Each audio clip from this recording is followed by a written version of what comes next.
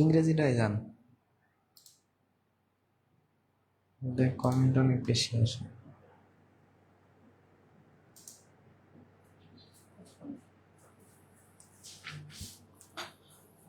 আসসালামু আলাইকুম, আসসালামু আলাইকুম সুপ্রিয় শিক্ষার্থী ভাই বোনেরা, কি অবস্থা, সবাই কেমন আছেন? তো আজকেও আপনাদের সামনে আমি হাজির হয়ে গেছি ম্যাথ ক্লাস নিয়ে ইনশাআল্লাহ। ম্যাথের সুন্দর একটা ক্লাস আজকে আমরা করব। অনেকে জয়েন হয়েছেন আলহামদুলিল্লাহ। শনিবার পরীক্ষা, শেয়ার ডান। আসসালামু আলাইকুম স্যার, কেমন আছেন? খাদ্যের এক্সামের জন্য ম্যাথ দেখান স্যার প্লিজ। স্যার ক্লাসের ফাঁকে ফাঁকে দুই এক লাইন গান গিয়ে আমাদেরকে মনোযোগ বাড়িয়ে দিবেন প্লিজ। আচ্ছা, অনেকেই সালাম দিচ্ছেন, অনেক কথা বলতেছেন, সবাইকে আমার পক্ষ থেকে ওয়ালাইকুম আসসালাম ওয়া রাহমাতুল্লাহি ওয়া বারাকাতুহু। অনেকে বলেছেন ফুডের জন্য খাদ্য, ফিরোজ হোসাইন ভাই লাগছে খাদ্যের এক্সামের জন্য ম্যাথ দেখান স্যার প্লিজ। আচ্ছা ঠিক আছে, আজকে আমরা ইনশাআল্লাহ এই বিষয়ে কথা বলবো ক্লাসের ফাঁকে, এবং ওই ধরনের ম্যাথও আমরা দেখবো। লামিয়া জান্নাত, আফসানা আঞ্জুম, লিজা আপু বাগেরহাট থেকে বলছেন ওয়ালাইকুম সালাম দিয়েছেন এবং বলছেন বাগেরহাট থেকে কেমন আছেন? আলহামদুলিল্লাহ ভালো আছি। হাবিবা খাতুন আপু, তো অনেকেই অলরেডি কমেন্ট করেছেন এবং জয়েন করে ফেলেছেন। তো সবাইকে প্রতিনিয়তর মতো কি কথা বলবো বলেন তো, যে আমাকে শোনা যাচ্ছে কিনা, দেখা যাচ্ছে কিনা, সেটা একটু আপনারা কমেন্ট করে জানাবেন। যে স্যার কি কমেন্ট করবেন বলেন তো, কি কমেন্ট করতে বলি আপনাদের? Loud and clear, loud and clear. ক্লিয়ারটা একটু কেমন হয়ে গেল না লেখা? লাউড অ্যান্ড ক্লিয়ার, সবাই একটু কমেন্ট করে জানান লাউড অ্যান্ড ক্লিয়ার, তাহলে আমরা ক্লাস শুরু করে দেবো এখনই। সবাই আমাকে একটু, যশোর থেকে দেখছি বিনা আক্তার আপু লিখছে, যশোর থেকে দেখছি, হ্যাঁ অনেক ধন্যবাদ। আপনারা সবাই একটু লাউড অ্যান্ড ক্লিয়ার লিখে কমেন্ট করেন। স্যার ইসলামী ব্যাংক এক্সামের জন্য কোশ্চেন কি ইংলিশে হবে? কোশ্চেন হ্যাঁ ইংরেজিতেই হয়, সাধারণত ইংরেজিতেই হয় ব্যাংকের কোশ্চেনগুলো, শুধু বাংলাটা বাংলায় হয়। আচ্ছা, কিশোরগঞ্জ থেকে দেখছি, লক্ষ্মীপুর জেলা থেকে দেখছি। আচ্ছা, অনেকেই অনেক জায়গা থেকে দেখছেন। গাজী বাতেন ভাই লিখছে পানি পানি, তাই? আচ্ছা ঠিক আছে, তো আমরা এখন ক্লাসে চলে যাব, খুব দ্রুতই আমরা ক্লাসটা করবো ইনশাআল্লাহ। সবাই একটু কমেন্ট করে আমাকে, MST Asha Sultana all clear, loud and clear. Khurshidul Alam ভাই লিখছে, বনি ইসলাম ভাই লিখছে লাউড অ্যান্ড ক্লিয়ার। ওকে, তাহলে লাউড অ্যান্ড ক্লিয়ার হলে আমরা এখনই ক্লাসে চলে যাব। আপনাদেরকে আমরা বলবো যে একটু দ্রুত দ্রুত করে যারা ভিডিওটা দেখছেন অ্যাজ মেনি অ্যাজ পসিবল আপনারা একটু শেয়ার করে দিবেন। দিনাজপুর থেকে দেখছি, আচ্ছা ভেরি গুড। তো আপনারা একটু শেয়ার করে দিবেন, এটা আপনাদের কাছে আমার অনুরোধ থাকবে। আপনারা বেশি বেশি করে শেয়ার করে দেন, বেশি বেশি করে শেয়ার করে দেন, তাহলে ক্লাস করতে আমাদের সবার সুবিধা হবে, আমাদেরও মন ভালো থাকবে, ভালো লাগবে। সুনামগঞ্জ জেলার তাহিরপুর থানা থেকে দেখছি খুরশিদুল আলম ভাই, অনেকে অনেক জায়গা থেকে দেখছেন। যারা যেখান থেকে ঘরে বসে আমাদের ভিডিওটি এই মুহূর্তে ওয়াচ করতেছেন, সবাইকে আমার পক্ষ থেকে বুক ভরা শুভেচ্ছা এবং অভিনন্দন জানিয়ে আজকের ক্লাস আমরা শুরু করছি ইনশাআল্লাহ। তো দেখেন, প্রথমে যে অঙ্কটা আছে, আজকের স্লাইডের যে প্রথম অঙ্কটা আছে, আপনারা অনেকেই বলে ফেলেছেন যে ক্লিয়ার আছে, শোনা যাচ্ছে, দেখা যাচ্ছে। আয়শা বিনতে জান্নাত আপু লিখছে পানি পানি স্যার, হ্যাঁ। আচ্ছা, প্রথম যে অঙ্কটা আছে আপনারা এই অঙ্কটা একটু উত্তর করে দেন। আর ম্যাথ দেখবো ইনশাআল্লাহ, আজকে আমরা ওই টাইপের ম্যাথ দেখবো। এক্স্যাক্টলি তো কোনো চাকরির পরীক্ষার জন্য হয় না যে এটা এই চাকরির ম্যাথ, এটা ওই চাকরির ম্যাথ। খাদ্য, এটা যেহেতু 13তম গ্রেডের একটা চাকরি পরীক্ষা, আমরা এই 13তম চাকরির পরীক্ষাতে সাধারণত যে ধরনের প্রশ্ন হয় সেই ধরনের কোশ্চেন অ্যানালাইজ করবো ইনশাআল্লাহ আজকে, রংপুর মিঠাপুকুর থেকে। আচ্ছা, তো আপনারা সবাই এই প্রশ্নটা উত্তর করেন যে কি যদি ক ইস টু খ সমান 5:4 হয় আবার ক ইস টু গ সমান 6:5 হয়।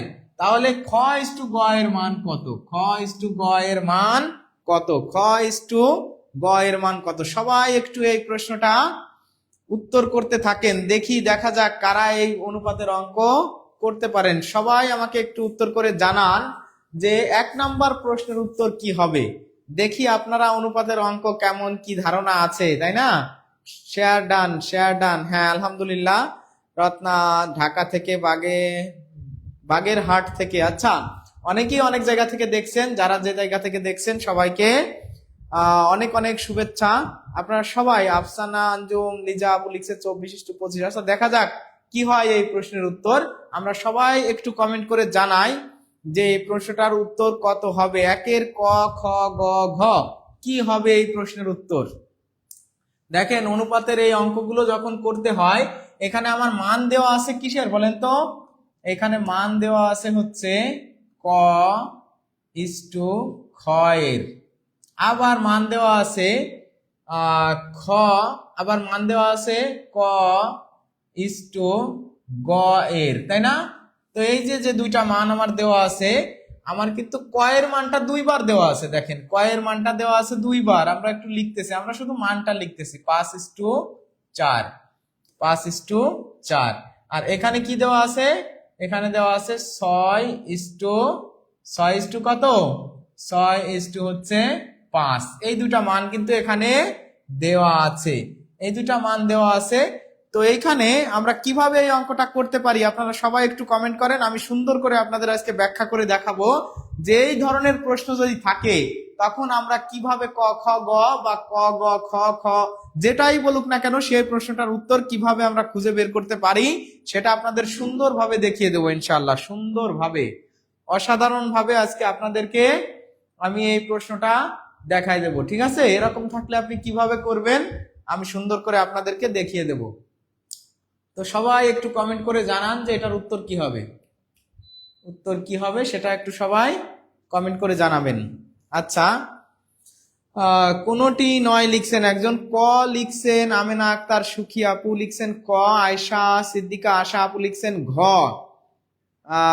এ, আবার শোভা খাতুন আপু লিখছে এ। আচ্ছা দেখা যাক কি হয়। দেখেন এই ধরনের অঙ্ক যখন থাকে আমরা অঙ্কটা করতে থাকি, যখন একটা মান রিপিট থাকে, একটা মান রিপিট বলতে আসলে আমি যেটা বুঝাচ্ছি সেটা হচ্ছে ক। দেখেন এখানে 2 বার আছে, দেখছেন এখানেও ক আছে, এখানেও ক আছে। তাহলে আমাদের যদি কখনো মান রিপিট থাকে, তখন ওই মানটাকে আমরা সমান করে ফেলবো। ওই মানটাকে আমরা কি সমান করে ফেলবো। সমান করা কোনো বিষয় না, সমান করা কোনো বিষয়ই না। সমান করতে হয় কিভাবে জানেন? দেখেন এইখানে ক এর মান আছে কত? 5, আর এইখানে ক এর মান আছে 6। এইখানে আপনি 6 দিয়ে গুণ করে দেন, আর এইখানে যেহেতু 5 আছে এই সমীকরণটাকে আপনি বা এই অনুপাতটাকে আপনি 5 দিয়ে গুণ করে দেন, কোনো বিষয় না। মানে এই ধরনের অঙ্কের মূল থিমটা হলো এরকম যে যখন একটা মান রিপিট থাকবে তখন ওই মানটাকে সমান করে ফেলতে হবে। ওই মানটাকে কি করতে হবে? সমান করে ফেলতে হবে। তাহলে আপনি যদি ওই মানটাকে সমান করে ফেলেন তাহলে আপনি সমান করার সিস্টেমটা কি? সমান করার সিস্টেম হচ্ছে এইখানে ক এর মান যা আছে এইটা দিয়ে এই অনুপাতগুলোকে পুরোটা গুণ করে দিবেন। আবার এইখানে ক এর মান যা আছে এই অনুপাতটাকেও আপনি তাই দিয়ে কি করবেন? গুণ করে দিবেন। এই জন্য এখানে 6 ছিল, আমি এখানে 6 দিয়ে গুণ করে দিছি অনুপাতটাকে। এইখানে 5 ছিল, এই অনুপাতটাকে আমি 5 দিয়ে গুণ করে দিছি। দেখেন গুণ করে দিলে কিন্তু এখানে হচ্ছে 530 আর এখানে 6 4 24, তার মানে 30:24 হচ্ছে। আর এখানে আপনার হচ্ছে 5 দিয়ে যদি গুণ করে দেন তাহলে 530 আর 5 5 25, তার মানে ক এর মানটা আমাদের কি হয়ে গেছে? সমান হয়ে গেছে। তখন আমরা এখন কিন্তু লিখতে পারি যে ক ইস টু খ ইস টু গ। তাহলে ক এর মান হচ্ছে 30, ক এর মান হচ্ছে 30, আর খ এর মান হচ্ছে এই যে দেখেন 24। খ এর মান কত হয়েছে? খ এর মান হচ্ছে 24, খ এর মান 24, আর গ এর মান হচ্ছে কত?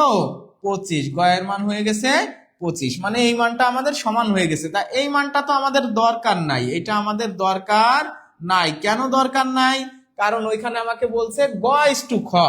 গ ইস টু খ মানে হচ্ছে গটা আগে খটা পরে, মানে 25 এটা ঘুরে যাবে, মানে এটা উল্টে যাবে, এটাই উল্টে যাবে। তাহলে এই যে গ আর এই যে হচ্ছে খ, আমাকে যেহেতু চাইছে গ ইস টু খ, গ ইস টু খ এর মান চেয়েছে, তাহলে গ এর মান হচ্ছে 25 আর খ এর মান হচ্ছে 24। খ এর মান হচ্ছে কি 24। তাহলে আপনারা যারা এতক্ষণে উত্তর করেছেন, আপনারা কারা কারা সঠিক উত্তর করেছেন? আপনারা কারা কারা সঠিক উত্তর করেছেন? সঠিক উত্তর কি করতে পারছেন? দেখেন এই প্রশ্নের উত্তর হবে কিন্তু 25:24। আপনারা অনেকেই কিন্তু ভুল করে উত্তর দিয়ে দিয়েছেন 24:25। অনেকেই কিন্তু উত্তর করেছেন 24:25। 24:25 কিন্তু উত্তর হবে না। আপনাকে এখানে মান চেয়েছে কিসের বলেন তো? আগে গ তারপরে খ, তার মানে এই গ এর মানটা আগে চলে আসবে আর খ এর মানটা পরে চলে যাবে। ওইখানে আগে গ তারপরে খ চেয়েছে, তাই না? তাহলে এই প্রশ্নের উত্তর হবে কি? এই যে দেখেন এই প্রশ্নের উত্তর হবে 25:24। 25:24। এই ধরনের অঙ্কের মূল বিষয়টা কি বুঝতে পারছেন?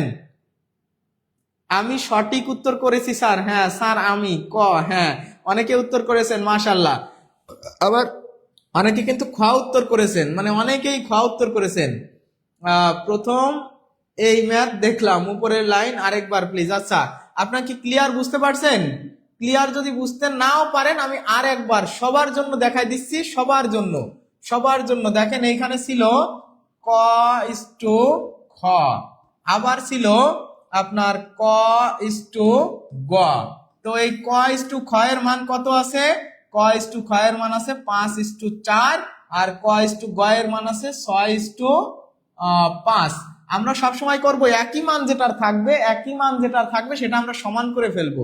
একই মান মানে যে মানটা রিপিট থাকবে, যেরকম এইখানে ক আছে এইখানেও ক আছে, এই ক কে আমরা কি করে ফেলবো? সমান করে ফেলবো। সমান করার সিস্টেম হচ্ছে কি, এইখানে ক এর মান যা তা দিয়ে এই দুটা সমীকরণ, এই দুটা অনুপাতকে গুণ করে দিবেন, ঠিক আছে? আবার এই পাশটাকে ক এর মান সমান করা মানে কি, এইখানে ক এর মান যেটা আছে এইখানেও এই দুটাকে তাই দিয়ে গুণ করে দেন। এখানে আছে 5, 5 দিয়ে গুণ করে দেন। 5 দিয়ে গুণ করে দিলে দেখেন 5 ছক 30 আর এখানে 4 ছক 24, তার মানে এটা হচ্ছে ক, এটা হচ্ছে খ। আচ্ছা, এইবার এইখানে আবার আপনি যদি 5 দিয়ে গুণ করে দেন, 5 ছক 30 আর 5 5 25, তার মানে এটা হচ্ছে খ, এটা হচ্ছে গ। তাহলে এখন আমরা লিখতে পারি যে ক খ গ। ক এর মান হচ্ছে দুই জায়গাতেই কত হয়েছে? ক এর মান হয়েছে হচ্ছে 30 আর খ এর মান হলো 24 আর গ এর মান হলো 25। তাহলে আমার যেহেতু খ আমাকে চেয়েছে কি, আমার যেহেতু গ ইস টু খ চেয়েছে, তাহলে গ এর মান 25 আর খ এর মান 24। তাহলে 25:24 হবে, 25:24 হবে এই প্রশ্নের উত্তর। এবার কি ক্লিয়ার? এবার মনে হয় আপনারা সবাই বুঝতে পারছেন। শুধু ক এর মানটা আপনারা সমান করে নেবেন। কিভাবে সমান করবেন? এই জায়গার ক এর মান দিয়ে এই অনুপাতটাকে গুণ করবেন আর এই জায়গার ক এর মান দিয়ে এই অনুপাতটাকে গুণ করবেন। গুণ করলে ক সমান হয়ে যাবে, আর ক সমান হলে বাকি দুইটা, একটা হচ্ছে খ এর মান, একটা হচ্ছে গ এর মান। একটা খ এর মান, একটা গ এর মান। এই যে খ এর মান এইটা শুধু গুণ করে এটা সমান করে দিবেন, তাহলেই আপনার দুইটা আলাদা দুইটা কি হয়ে যাবে? সমান হয়ে যাবে। তাহলে ক্লিয়ার? আপনারা কি বুঝতে পারছেন? সবাই একটু আমাকে এবার শিখত রামিশা আপু বলছেন স্যার আরেকবার বুঝিয়ে দিন। আরেকবার বুঝিয়ে দিলাম, এখন কি ক্লিয়ার? তাহলে এই যে এই মান দিয়ে এইখানে গুণ আর এই মান দিয়ে এইখানে গুণ, গুণ করে দিলে এই দুটা সমান হয়ে যাবে। আর এই দুটা সমান হয়ে গেলে মানে ক সমান হয়ে গেছে, তখন খ আর গ এর মান অটোমেটিক বের হয়ে যাচ্ছে। আর খ এর গ এর মান আপনার অটোমেটিক বের হয়ে গেলে গ এর মান এই যে 25, খ এর মান এই যে 24। তাহলে ক্লিয়ার? সবাই একটু এবার ক্লিয়ার লিখে কমেন্ট করুন যে স্যার বুঝতে পারছি, ক্লিয়ার। তাহলে এই প্রশ্নের উত্তর হবে কি? ক হবে এই প্রশ্নের উত্তর। তাহলে সবাই যদি বুঝতে পারেন সবাই আমাকে বলবেন যে জি স্যার সি কে, অথবা লিখবেন পানি পানি, পানি পানি, সি কে বা কি পানি পানি লিখে কমেন্ট করবেন। তাহলে এই অঙ্কটা আমাদের হয়ে গেল। আমরা পরের প্রশ্নে চলে যাই, আমরা পরের প্রশ্নে চলে যাই। এই যে দেখেন 15টি খাসির মূল্য 5টি গরুর মূল্যের সমান। 2টি গরুর মূল্য 3000 টাকা হলে, 2টি গরুর মূল্য 3000 টাকা, এত সস্তা গরু, 3টি খাসির মূল্য কত? তাহলে আচ্ছা স্যার, এখানে গ খ এর মান তো দেওয়াই আছে, তাহলে কেন বের করতে বলছে? কোথায় দেওয়া আছে গ খ এর মান? গ এবং খ এর মান কি দেওয়া আছে আগের প্রশ্নে? দেওয়া নাই তো ভাই, গ আর খ এর মান দেওয়া নাই। ঠিক আছে, ওইখানে কিন্তু আপনার আহ, ক আর খ মানে ইস্টুটা অন্যভাবে দেওয়া আছে, ওইভাবে আপনি তো বের করতে পারবেন না এটা। স্যার এটা কি দয়ের নিয়ম হবে না? দয়ের নিয়ম আপনার তো এখানে সব মান দেওয়া নাই। দয়ের নিয়ম হতো যদি এরকম ভাবে দেওয়া থাকতো, যদি ক ইস টু খ আবার খ ইস টু গ এরকম ভাবে যদি মান দেওয়া থাকতো তাইলে হতো, কিন্তু এখানে তো এখানে ক ইস টু খ আছে, আবার এখানে ক ইস টু গ আছে। এ জায়গায় আপনার মানটা তো এখানে স্কিপ করা হয়ে গেছে একটা মাঝখানের থেকে মান, ওই মানটার জন্য এটা ওইভাবে আসলে হবে না। আপনি একটু চেষ্টা করে দেখেন, যদি হয় একটু আমাদেরকে কাইন্ডলি জানাবেন। ওইভাবে আসলে এই প্রশ্নটা হবে না। আচ্ছা, এটা একটু সবাই উত্তর করেন যে 15টি খাসির মূল্য 5টি গরুর মূল্যের সমান, 2টি গরুর মূল্য 3000 টাকা হলে 3টি খাসির মূল্য কত? 2টি গরুর মূল্য 3000 টাকা হলে 3টি খাসির মূল্য কত? 1500 টাকা, 1500 টাকা, 1500 টাকা। আর কে? আফিফা তাসনিম, আর কে? সুজন ভাই, আরমান হোসেন, নিপা খাতুন। আচ্ছা, অনেকেই স্যার বর্গমূলের ম্যাথ করায় না। আচ্ছা ঠিক আছে, দেখি আজকে ইনশাআল্লাহ চেষ্টা করব। রুবেল এন আর 1500 টাকা। আচ্ছা, তাহলে আমরা এই অঙ্কটা করে ফেলি। এখানে কি বলছে? ইনফরমেশনটা হচ্ছে 15টি খাসি আর 5টি গরুর মূল্য সমান। আমাকে চেয়েছে খাসির মূল্য বের করতে, 3টা খাসির মূল্য। তাহলে 3টা খাসির মূল্য বের করতে গেলে একটা খাসির মূল্য কত সেটা তো আগে জানা লাগবে, তাই না? বা 15টা খাসির মূল্য যদি বের করতে পারি, 15টা খাসির মূল্য যদি বের করতে পারি, তাহলে 3টা খাসির মূল্য বের করা আসলে কোনো বিষয়ই না। এইখানে দেওয়া আছে 2টি গরুর মূল্য 3000 টাকা, তাহলে 5টা গরুর মূল্য তো বের করা কোনো বিষয় না। আর 5টা গরুর মূল্য মানেই তো 15টি খাসির মূল্য, কারণ এই দুটা তো সমান। তাহলে আমার এই 15টি খাসির মূল্য বের করার জন্য আগে 5টা গরুর মূল্য বের করতে হবে, তাই তো? এইটুকুন কি ক্লিয়ার? যে 5টি খাসির মূল্যর জন্য আমার 15টি খাসির জন্য 5টি গরুর মূল্য বের করলেই হয়ে যাবে। কেন? কারণ 5টি গরুর মূল্য আর 15টি খাসির মূল্য সমান। তাহলে এখন আমরা বের করে ফেলি যে 2টি গরুর মূল্য হচ্ছে 3000 টাকা। তাহলে একটি গরুর মূল্য কত? একটি গরুর মূল্য হচ্ছে 1500 টাকা হবে। 3000 টাকা, তাহলে একটা 1500 টাকা হবে। তাহলে 5টা গরুর মূল্য কত হবে? তাহলে 5টি গরুর মূল্য হবে, 5টি গরুর মূল্য হবে হলো কত? এই 1500 গুণ 5 সমান 7500 টাকা। 7500 টাকা। এই 7500 টাকা আমি পেলাম, এইটা হচ্ছে কিসের মূল্য বলেন তো? এটা হচ্ছে 5টি গরুর, সরি 5টি গরুর মূল্য। তা 5টি গরুর মূল্য যা, 5টি গরুর মূল্য যা, সেটাই তো 15টি খাসির মূল্য। তার মানে অতএব 15টি খাসির মূল্য, 15টি খাসি, 15টি খাসির মূল্য কত বলেন তো? এই 7500 টাকা। 7500 টাকা। কারণ কি? কারণ 5টা গরুর মূল্য আর 15টি খাসির মূল্য তো সমান, এখানে দেওয়াই আছে। তার মানে 5টি গরু বের করা মানে আছে 15টি খাসি বের করে ফেলা। তাহলে 15টি খাসির মূল্য যদি হয় 7500 টাকা, তাহলে একটা খাসির মূল্য হবে 7500 ভাগ 15। তার মানে হচ্ছে 5×15 = 75, মানে 500 টাকা। তাহলে একটার দাম যদি 500 টাকা হয়, তাহলে 3টি খাসির দাম হবে 500 গুণ 3 সমান 1500 টাকা। তাহলে 500 গুণ 3, এই তাহলে 1500 টাকা হবে। 1500 টাকা হবে 3টি খাসির মূল্য। এইটুক কি আমরা বুঝতে পারছি সবাই? তাহলে দেখেন, এই যে 5টা গরুর মূল্য বের করছি, আর উপরে তো বলাই আছে 5টা গরুর মূল্য যা, 15টা খাসির মূল্য তা। তার মানে 15টা খাসির মূল্য হচ্ছে কি? 15টা খাসির মূল্য হলো 7500 বা 7500 টাকা। তাহলে একটার মূল্য কত, 3টার মূল্য কত? এটা হচ্ছে আমি একদম লেখে লেখে আপনাদেরকে সুন্দর করে বুঝাই দিলাম, তাই না? তাহলে আমরা এখন কি করতে পারি?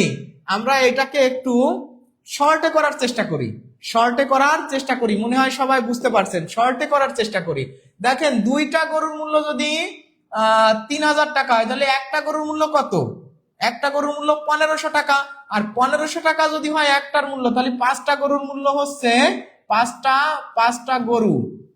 গরুর মূল্য হচ্ছে 15 5 15 75, মানে 7,500 টাকা। তা পাঁচটা গরু মানেই তো 15টা খাসি। তার মানে 15টা খাসি 15টা খাসি সমান 7,500 টাকা।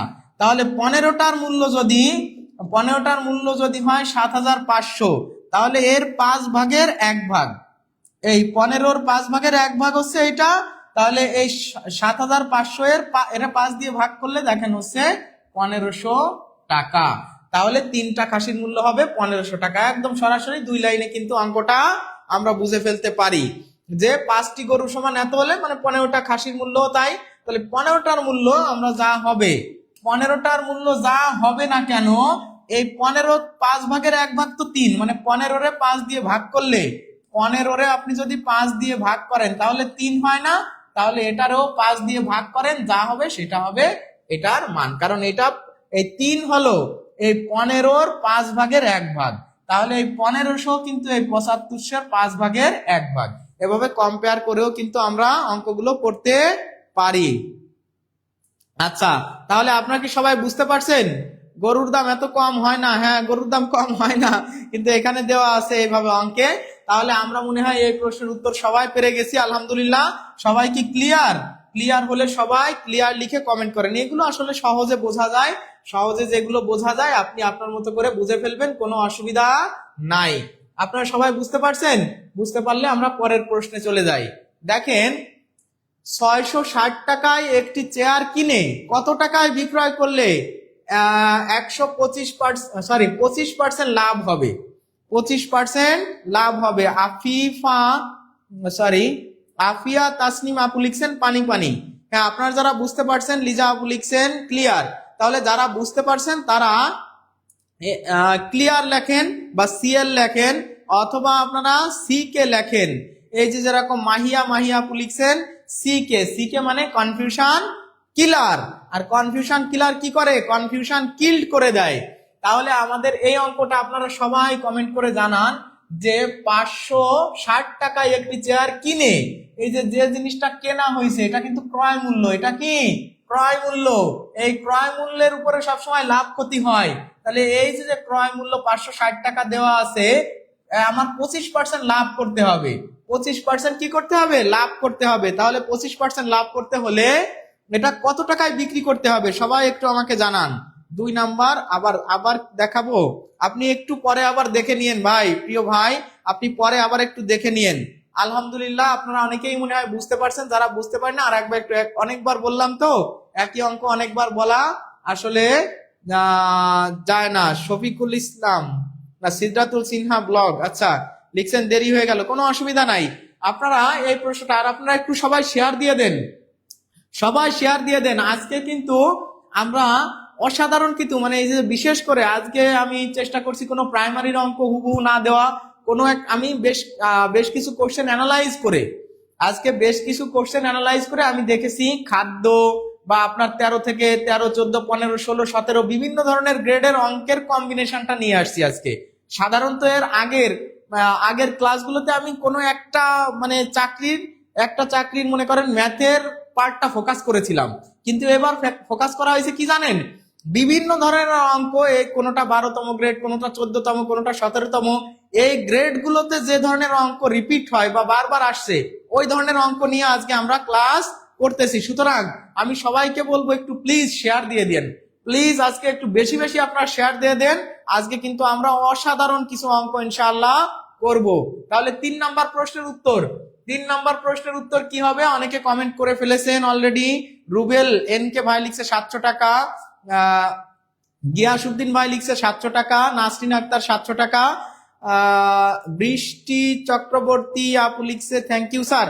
আচ্ছা, আমরা কিন্তু আজকে বিভিন্ন ধরনের চাকরির প্রশ্ন নিয়ে আসছি। আপনার গণিত ক্লাস প্রতিদিন চাই?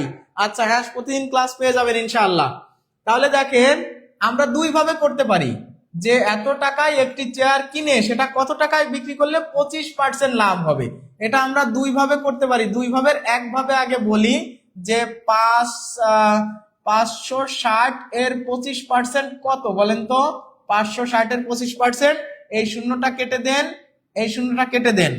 এইবার 25, এখানে 5 5 25, 5 2 10। এইবার এটা দিয়ে যদি এটাকে কাটেন তাহলে হয় হচ্ছে আপনার 28, 28 2 56। এখন আপনি এই দুটা গুণ করে দেন, 5 8 40 এর 5 8 40 এর শূন্য, হাতে কত? 5 8 40 এর শূন্য, হাতে হচ্ছে 4। এবার 5 2 10 আর 4 14। তার মানে এই যে দেখেন 560, এই 560 এর 25% হচ্ছে 140। তাহলে আমার যেহেতু একটা জিনিস কেনা ছিল 560 টাকা দিয়ে, এই 560 এর 25% লাভ করতে হবে। তা 25% যদি হয় 140, তাহলে এই দুটা যোগ করে দিলে কিন্তু আমার উত্তর হয়ে যাচ্ছে 700 টাকা। 700 টাকা। এটা হচ্ছে একদম মানে ভেঙে ভেঙে আপনাদেরকে বুঝায় করালাম, ভেঙে ভেঙে। রেকর্ড ক্লাস থাকবে কি? হ্যাঁ, অবশ্যই রেকর্ড ক্লাস থাকবে। দেখেন এইটা যেহেতু আমাদের একদম বুঝে বুঝে করলাম যে এত টাকার 25%, তাহলে এত টাকার 25% এত টাকা, তাহলে যেহেতু আমার ক্রয় মূল্য এত টাকা, তার 25% ওর সাথে আমি যোগ করে দিলেই 700 টাকা হয়ে যাচ্ছে। আর এখন আপনাদেরকে আমি দেখাবো কি বলেন তো? ম্যাজিক্যাল টেকনিক, যেটা হচ্ছে আপনাদের পরীক্ষার হলের জন্য কার্যকারী। পরীক্ষার হলের জন্য কার্যকারী যে টেকনিকটা সেটা দেখাবো। আমরা সবাই জানি না, আমরা কি সবাই জানি যে ক্রয় মূল্য হচ্ছে 100%?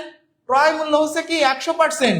ক্রয় মূল্য যদি 100% হয়, আমরা জানি লাভ হলে যত পার্সেন্ট লাভ 100 সাথে যোগ করতে হয়, আর যদি ক্ষতি হয় তাহলে যত পার্সেন্ট ক্ষতি 100 থেকে বিয়োগ করতে হয়।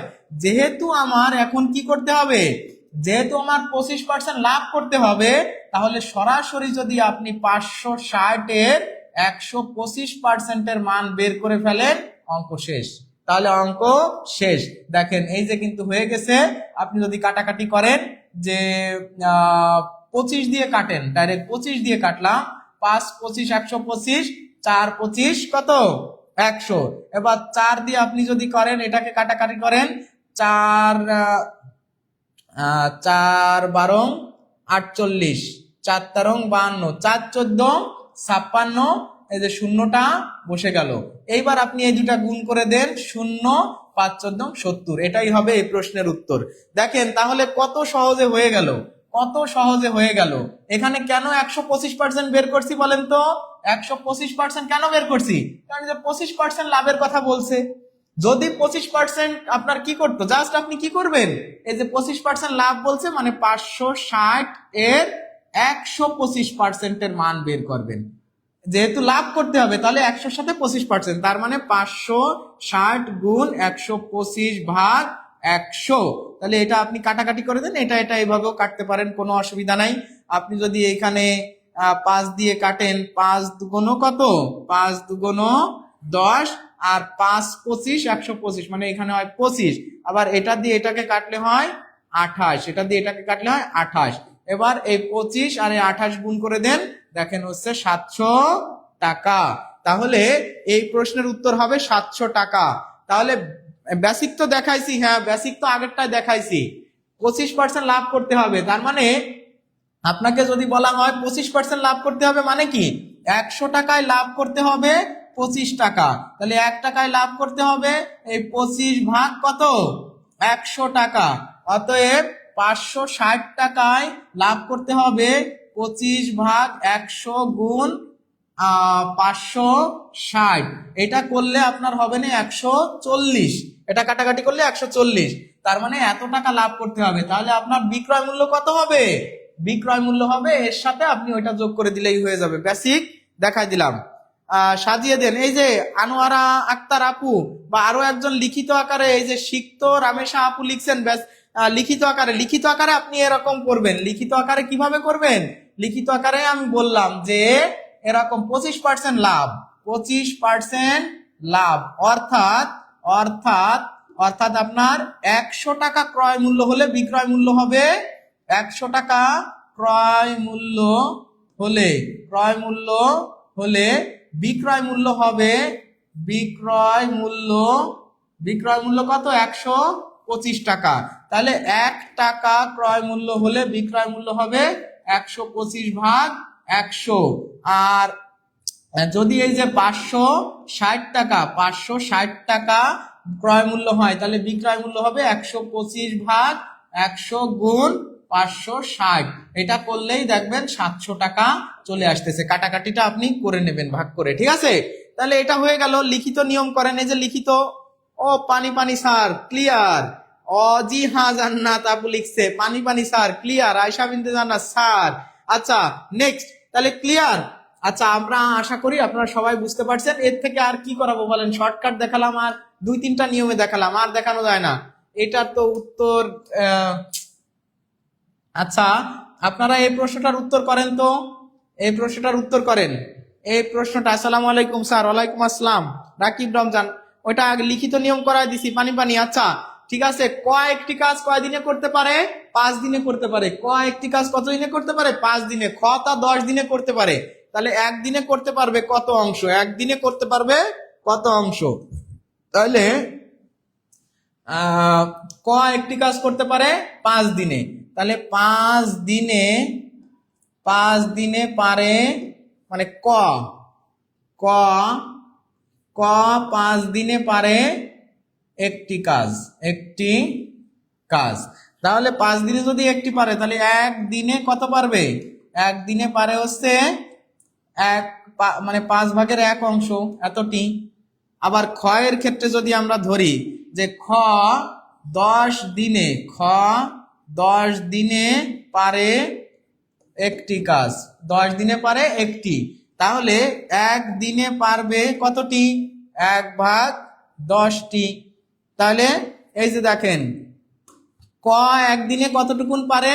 ক একদিনে পারে এতটুকুন, আর খ একদিনে পারে এতটুকুন। তাহলে ক আর খ একদিনে দুইজন মিলে একত্রে, মানে এই যে বলা হয়েছে কি একত্রে, একত্রে কতটুকুন কাজ করতে পারে? তার মানে 1 ভাগ 5 যোগ 1 ভাগ 10। তাহলে এটা করলে এটা লসাগু হচ্ছে 10, আর এই জায়গায় হচ্ছে 2 যোগ 1, তার মানে হচ্ছে 3 ভাগ 10। এটা হবে এই প্রশ্নের উত্তর। আপনারা কি বুঝতে পারছেন? আপনারা কি বুঝতে পারছেন যে এই প্রশ্নের উত্তর কত হবে?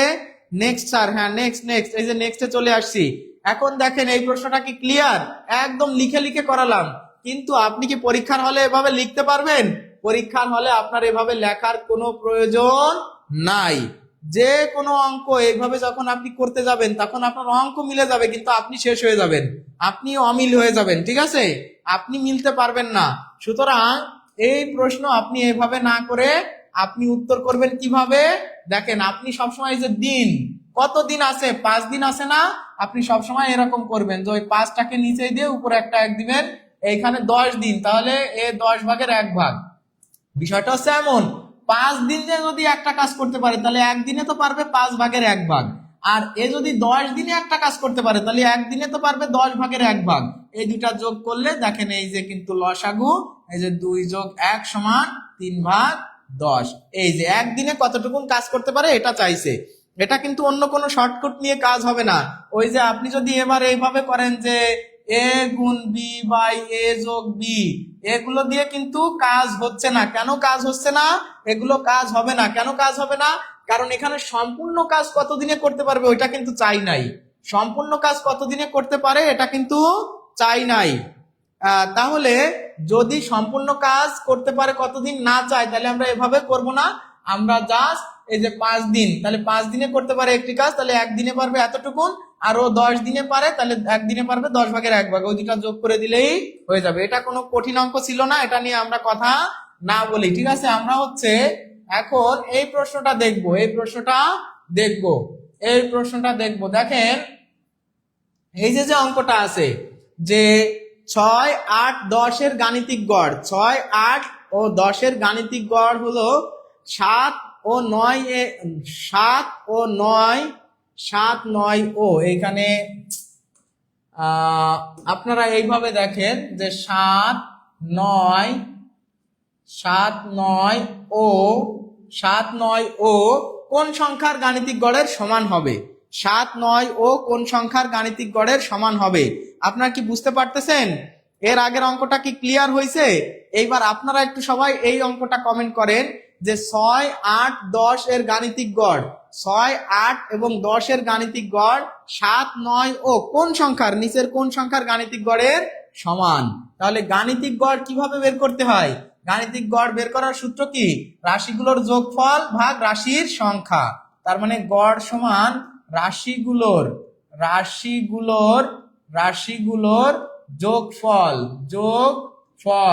যোগফল ভাগ রাশিগুলোর যোগফল যোগ রাশির সংখ্যা। তাহলে এখানে রাশিগুলোর যোগফল 10 আর 8 18 আর 6 24, আর রাশির সংখ্যা কয়টা রাশি আছে? 3টা। তার মানে 8 হচ্ছে এদের রাশিগুলোর যোগফল।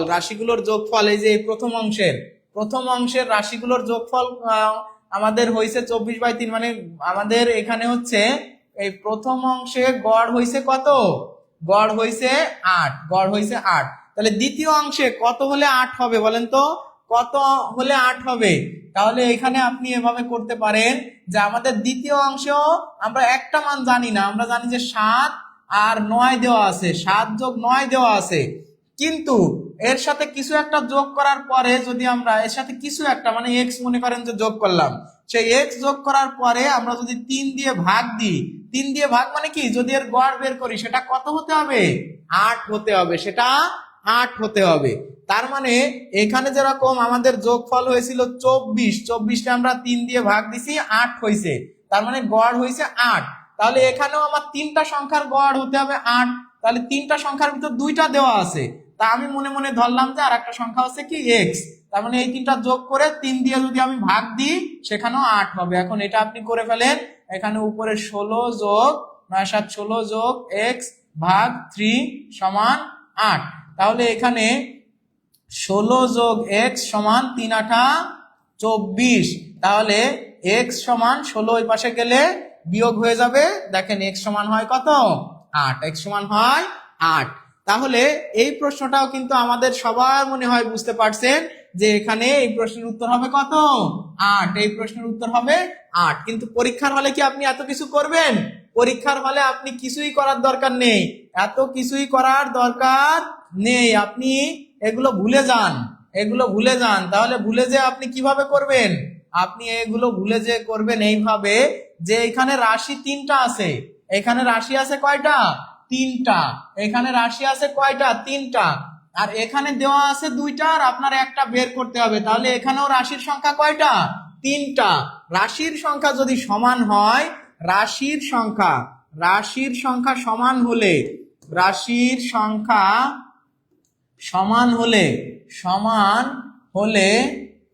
রাশির সংখ্যা যদি সমান হয় তাহলে গড়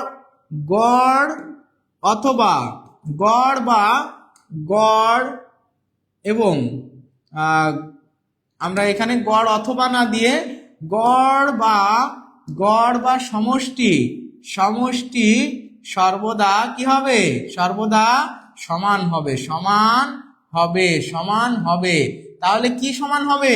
যেহেতু রাশির সংখ্যা সমান, তাহলে গড়ও সমান, সমষ্টিও কি সমান হবে। তাহলে এদের সমষ্টি যদি হয় 24, তাহলে ওইখানেও 3টা সংখ্যার সমষ্টি হবে 24। তাহলে 9 আর 7 16, আর কত হলে 24 হয়? 8 হলে 24 হয়। তাহলে সমষ্টি রাশির সংখ্যা যদি সমান হয় তাহলে গড় এবং সমষ্টি দুইটাই কি হবে? সর্বদা সমান হবে। তাহলে সমান হলে এই যে এদের যোগফল তো বের করতে পারতেছি 24, তাহলে এদের যোগফল যদি 24 হয় তাহলে এখানেও যোগফল কত হতে হবে? 24 হতে হবে। তাই 16 আর হচ্ছে এখানে দেখেন আপনার কি আছে 9 আর 7 16, তাহলে এই 7 যোগ 9 দিলে 16, তাহলে 16 হচ্ছে। তাহলে আর কত হলে 24 হবে? এর সাথে 8 যোগ করলে দেখেন 24 হয়। তাহলে যেহেতু সমষ্টি সমান হবে তাইলে এখানেও কি হবে? আমাদের 8 হবে এই সংখ্যার মানে এখানের সংখ্যাটি বা এই গাণিতিক সংখ্যাটি। তাহলে এটা হবে এই প্রশ্নের উত্তর 8। আপনার মনে হয় সবাই এটা ক্লিয়ার বুঝতে পারছেন, তাই না? এই ধরনের অঙ্ক আমরা কিন্তু কখনোই এখানে প্রশ্নে ভুল মানে একটু ছিল, মিস্টেক হয়েছিল, তাই আমি ওটা কেটে দিয়েছিলাম। আমরা পরের প্রশ্নে চলে যাই। কোন ত্রিভুজের 3টি বাহুকে একইভাবে বর্ধিত করলে উৎপন্ন বহিস্থ কোণের বহিস্থ কোণ তিনটির সমষ্টি কত? বহিস্থ আসেনি বলছিল। আচ্ছা 49 স্যার, আপনার 49 এর কি খবর? 49-এ হয়নি আমার, 49 আমার রেজাল্ট আসেনি। তো দোয়া করবেন, পরবর্তীতে দেখা যাক কি হয়। তো কোন ত্রিভুজের তিনটি বাহুকে একইভাবে বর্ধিত করলে উৎপন্ন বহিস্থ কোণ তিনটির সমষ্টি কেমন? এটা কি আপনারা বুঝতে পারছেন? এই প্রশ্নটা আপনারা একটু কমেন্ট করে জানান তো, যে এই ধরনের অঙ্ক আপনারা কি বুঝে বুঝে করেন নাকি মুখস্থ করেন? এগুলো কি আপনারা বোঝেন সবাই? সিকে পানি পানি sir, Zahid Hasan thank you.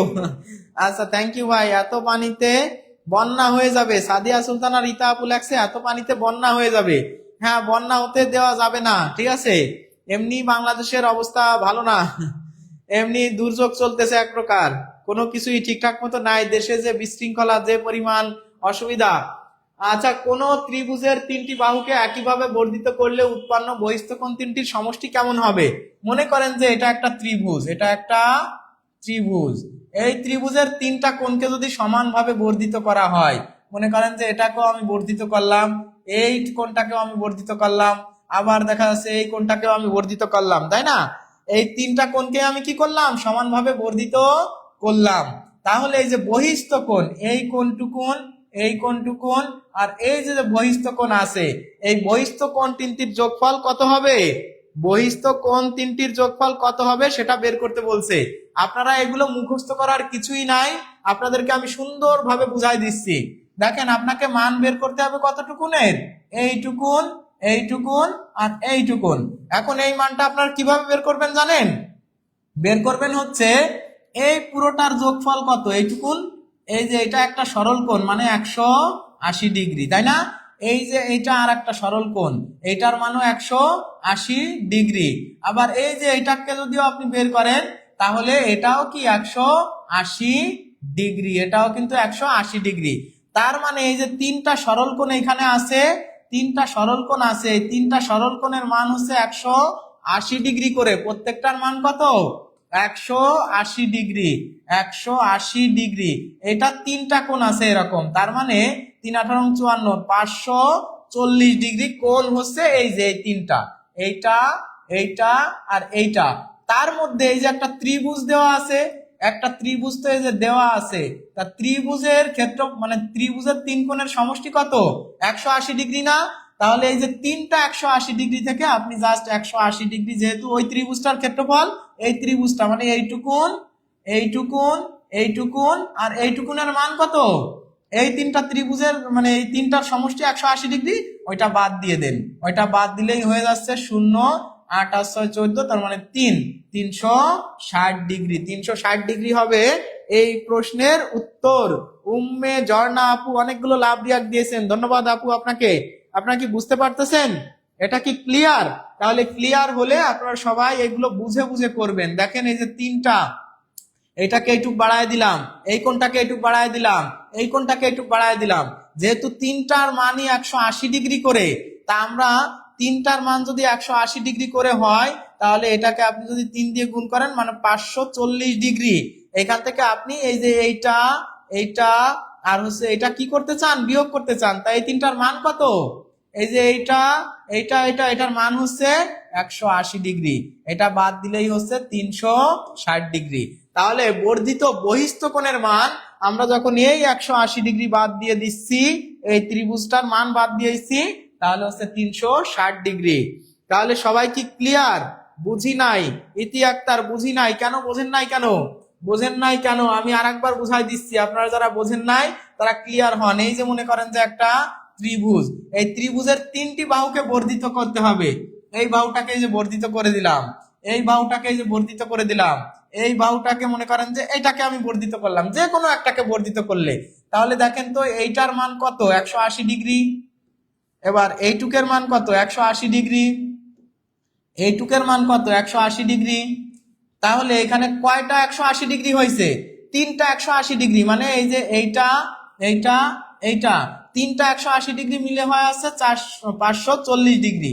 এখন এইখান থেকে আপনি কি করবেন? আপনি তো বহিস্থ কোণ বের করবেন, মানে এইটুক বের করবেন, এইটুক বের করবেন আর এইটুক বের করবেন। তো ওইটুক যদি বের করতে চান সেক্ষেত্রে আপনার কি করতে হবে বলেন তো? এই মানটা এই মানটা আর এই মানটা বাদ দিয়ে দিতে হবে। তা আমরা তো জানি যে ত্রিভুজের সমষ্টি আছে মোট আছে 180 ডিগ্রি। তাহলে এই কোণটা এই কোণটা এই কোণটা বাদ দিয়ে দেন, 180 ডিগ্রি এতে বাদ দিলেই তো হয়ে যাচ্ছে 360 ডিগ্রি। তাহলে বুঝবেন না কেন? এই পুরোটার থেকে, এই পুরোটা যেহেতু 540, সেখান থেকে আপনি এই যে 180 ডিগ্রি ত্রিভুজটা বাদ দিলে এই যে এইটুকের মান, এইটুকের মান আর এইটুকের মান পেয়ে যাচ্ছেন 360 ডিগ্রি। বর্ধিত মানে কি বাদ দেওয়া? না, বর্ধিত মানে আপনাকে বাদ দিতে বলি নাই, বর্ধিত মানে বাড়ায় দেওয়া। এই যে বাড়ায় দেওয়া, বর্ধিত মানে কি? এই যে এটা বাড়ায় দিয়েছেন বাহুটা, এইখানে বাহুটা বাড়ায় দিছেন, এইখানে বাহুটা বাড়ায় দিছেন। এখন আপনারা এইগুলোর মান বের করতে বলতেছে, এইগুলোর মান বের করতে বলতেছে। তাহলে এইগুলোর মান তো আপনি এক্স্যাক্টলি জানেন না, কিন্তু এই পুরোটার মান তো আপনি জানেন যে 180। এই পুরোটার মান যেরকম এইটুকের মান তো আপনার দেওয়া নাই, কিন্তু এই পুরোটার মান আপনি জানেন যে এটা একটা সরল কোণ মানে 180 ডিগ্রি। আবার এইটুকের মান আপনি জানেন না, কিন্তু এই পুরোটার মান আপনি জানেন যে এটাও 180 ডিগ্রি। সেখান থেকে আপনি শুধু কি করবেন? সেখান থেকে আপনি এই যে এই মানটা, এই মানটা আর এই মানটার যোগফল কত? এই তিনটার তো 180 ডিগ্রি। তাহলে এই তিনটা 180 ডিগ্রি থেকে এই যে ত্রিভুজটা, এই ত্রিভুজের 180 ডিগ্রি বাদ দিয়ে দেন। তাহলে তিনটা 180 ডিগ্রি থেকে এখন আপনি যদি এই মাঝখানেরটা বাদ দিয়ে দেন, তখনই দেখবেন আপনার শুধু এইটা, এইটা আর এইটা থেকে যাচ্ছে। ঠিক আছে? তাহলে সত্যি আগে মুখস্থ করতাম, আজকে প্রথম জানলাম। মাহমুদা আক্তার আরজু আপু লিখেছেন, অনেক ধন্যবাদ আপু। আপনারা মনে হয় এখন বুঝতে পারছেন। যারা বুঝতে পারছেন তাদেরকে অনেক ধন্যবাদ। যারা বুঝতে পারেন নাই তারা একটু আবার ভিডিওটা দেখে নেবেন। আমরা পরের অঙ্কে চলে যাই। 480 জন পরীক্ষার্থীর মধ্যে 288 জন পাশ করলে শতকরা কত পার্সেন্ট পাশ করলো? শতকরা পাশ করলো কত পার্সেন্ট আর কি এটা লেখা আছে। এই প্রশ্নটার উত্তর কি হবে? পানি পানি স্যারের ক্লাস না বুঝে উপায় নাই, এত ভালোভাবে বুঝাই শিখতো রানেশা আপু। অনেক ধন্যবাদ, এবার বুঝতে পারছি, সহজ, ক্লিয়ার। ওয়াজি হ্যাঁ জান্নাত আপু লিখছে ক্লিয়ার। লিটন ইসলাম নীরব ভাই বলছেন নেক্সট। হ্যাঁ, নেক্সটে চলে আসছি। অঙ্কটা করেছিলাম আজকে, ক্লিয়ার হইলাম। রব্বানি ভাই বলছে এখন বুঝতে পারছি স্যার, আপনাকেও ধন্যবাদ। আসলেই স্যার আপনি আগুন। আচ্ছা, অনেক ধন্যবাদ স্যারজন। স্যার অন্য কোশ্চেনে যান স্যার। আচ্ছা হ্যাঁ, অন্য কোশ্চেনে চলে আসছি। আপনারা এবারে এই প্রশ্নটার উত্তর করেন।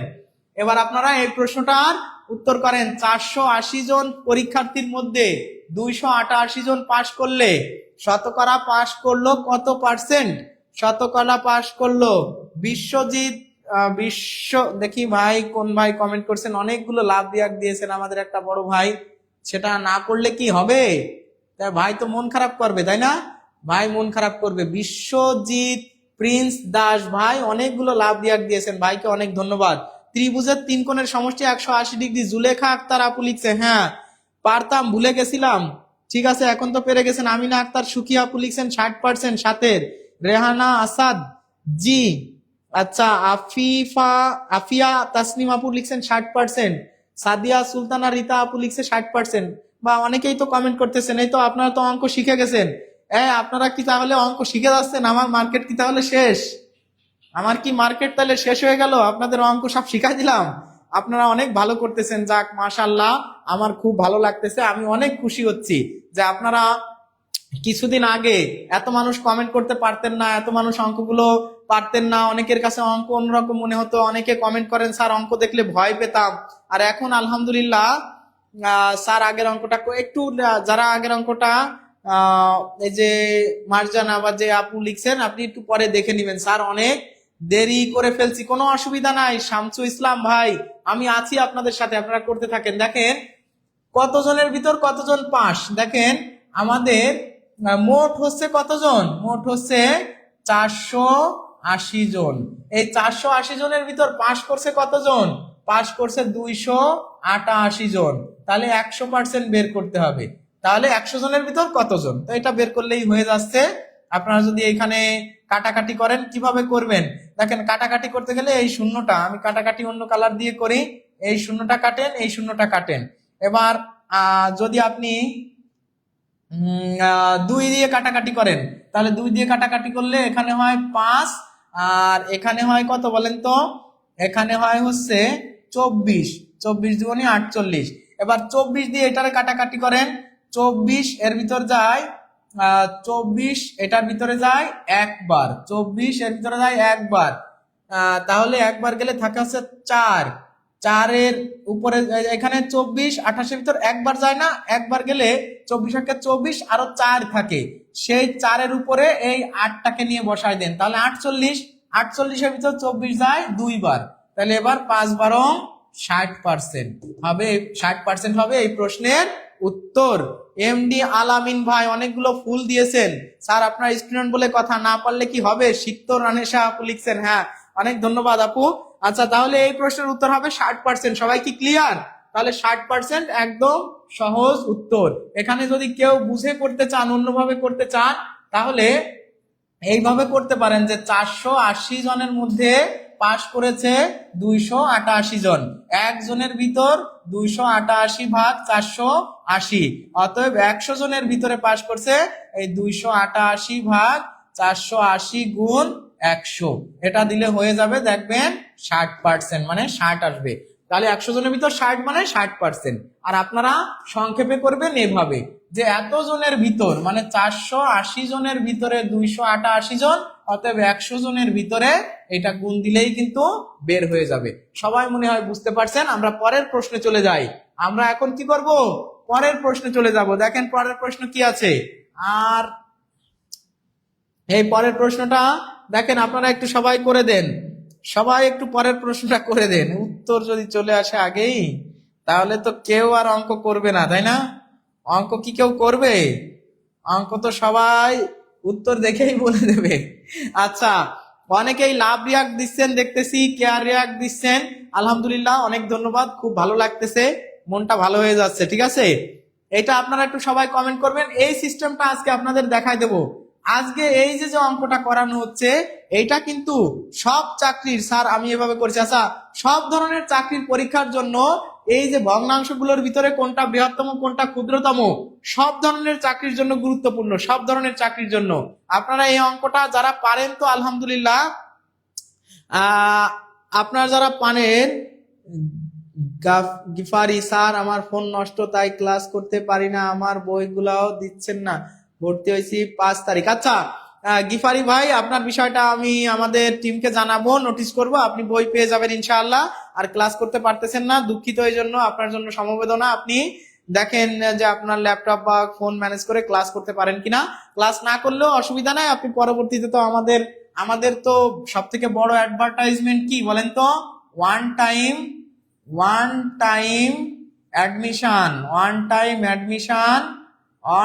Admission, life time access.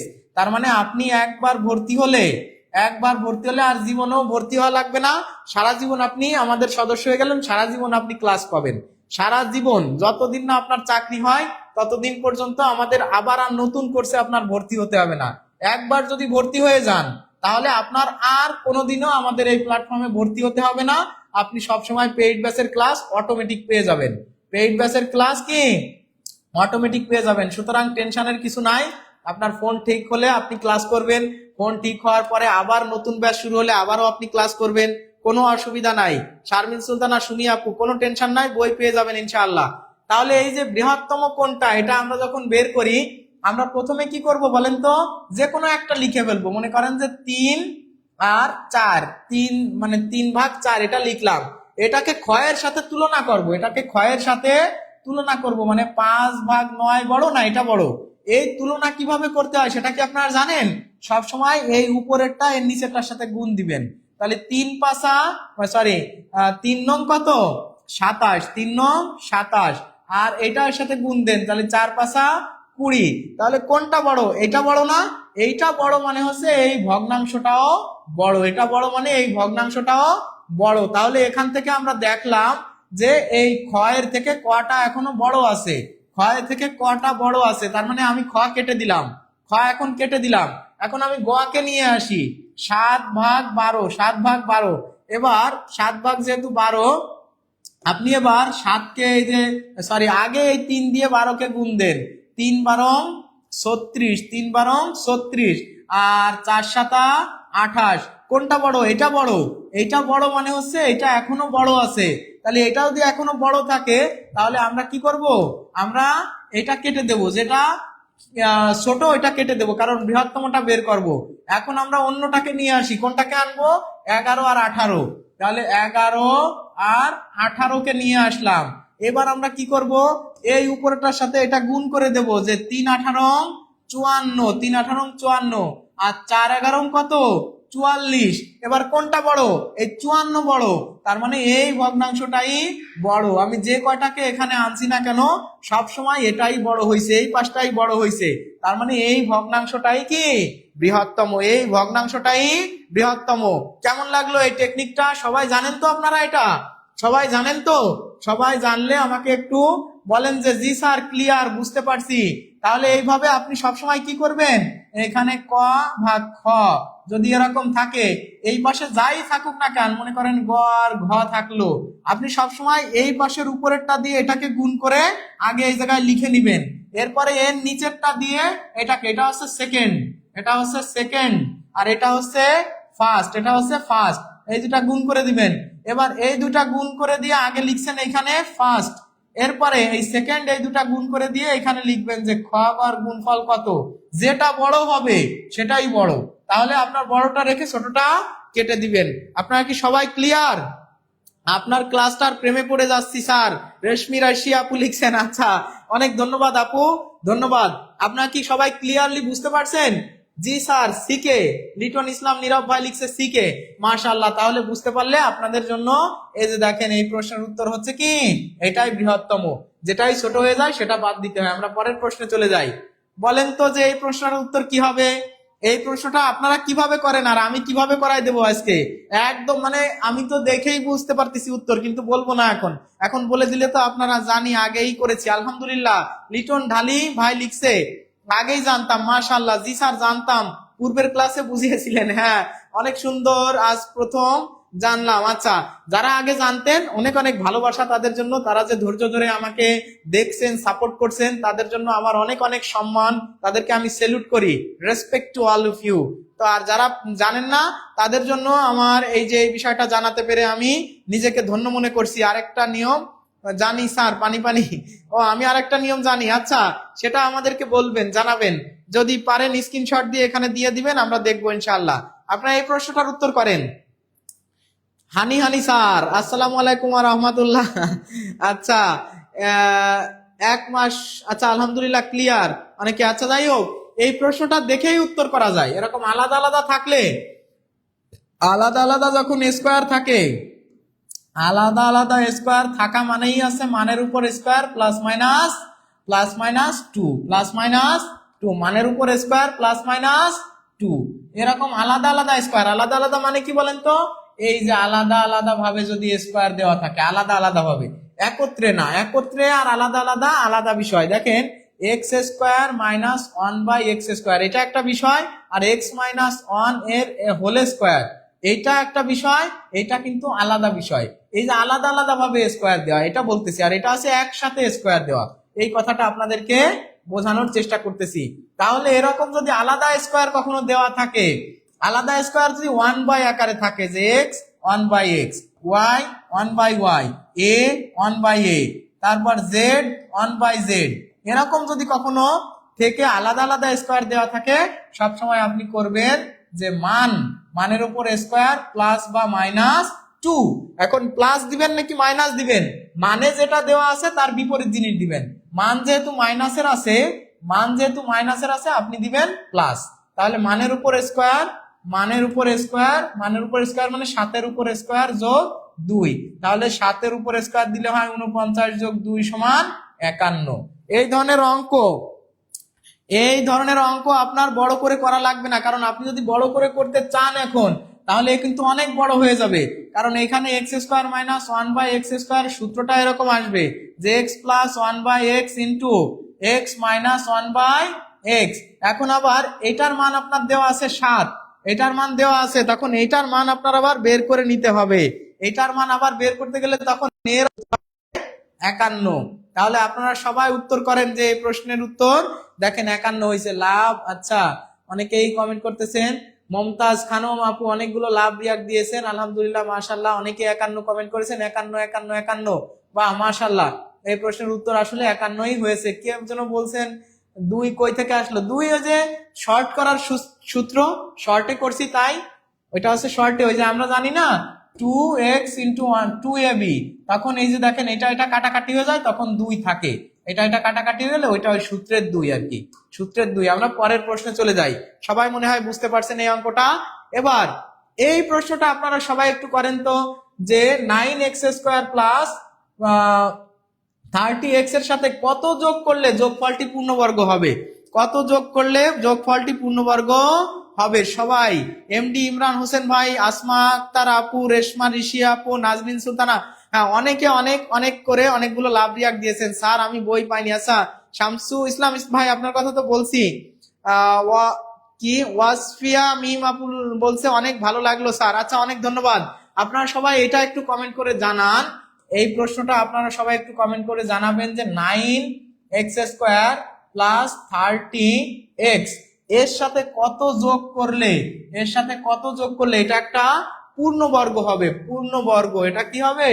পূর্ণবর্গ হবে, যোগফলটি পূর্ণবর্গ হবে। এটা আপনারা সবাই একটু কমেন্ট করে জানান, আর আমি আপনাদেরকে সুন্দর করে এটা বোঝাতে থাকি, সুন্দর করে বোঝাতে থাকি। দেখেন পূর্ণবর্গ মানে কি, যেহেতু স্কোয়ার আছে স্কোয়ারের সূত্রে নিতে হবে। পূর্ণবর্গ, বর্গ মানেই তো স্কোয়ার, স্কোয়ার মানে কি স্কোয়ার, স্কোয়ার মানে বর্গ। আর এই স্কোয়ারকে আমরা এইভাবেও লিখি, যেরকম এ স্কোয়ার, তাই না? তাই স্কোয়ার মানে বর্গ, যেহেতু পূর্ণবর্গ বলছে মানে স্কোয়ারের সূত্রে নিতে হবে। তাহলে এটারে দেখেন লেখা যায় 3x এর উপর স্কোয়ার। তো এটা যদি 3x ধরি তাহলে এখানে 2ab লিখতে হবে। তাহলে 2 × a হচ্ছে 3x, আর কত বসালে বলেন তো 30 হয়? এখানে 3 দুগুণে 6x হয়েছে। তাহলে এখানে যদি একটা 5 দেওয়া হয় তাহলে 3 দুগুণে 6 আর 5 × 30x হয়ে যায়। তাহলে এটা যদি আমরা সূত্রের 3ab ধরি, এটাকে যদি আমরা ধরি সূত্রের 2ab, a² plus 2ab 2ab, তাহলে b², তার মানে এটা হবে। তাহলে দেখেন এটা কিন্তু এই যে আপনার 3x plus 5a whole square হয়ে যায়, ঠিক আছে? তাহলে এটা যখন পূর্ণবর্গ হয়ে যাচ্ছে, এটা পূর্ণবর্গ হয়ে যাচ্ছে যখন আমরা এখানে কত নিচ্ছি, এই যে 25। এটা ছিল, এটার সাথে যদি আমি জাস্ট একটা 25 যোগ করে দিই তাহলে দেখেন কিন্তু এটা একটা কি পূর্ণবর্গ রাশি হয়ে যাচ্ছে। আর যেহেতু এটা পূর্ণবর্গ রাশি হয়ে যাচ্ছে তাহলে এই প্রশ্নের উত্তর হবে 25। এই প্রশ্নের উত্তর হবে 25। আপনারা কি বুঝতে পারছেন স্কোয়ার মানে বর্গের সূত্রে কিভাবে ফেললাম বুঝতে পারছেন তো? 9x² প্লাস 30x দেওয়া ছিল, এটাকে ভাঙ্গায় জাস্ট আমরা কি করছি, এই যে 3x² করে 2ab, 2a হচ্ছে এটা 3x, আর b এর মান কত দিলে হয়?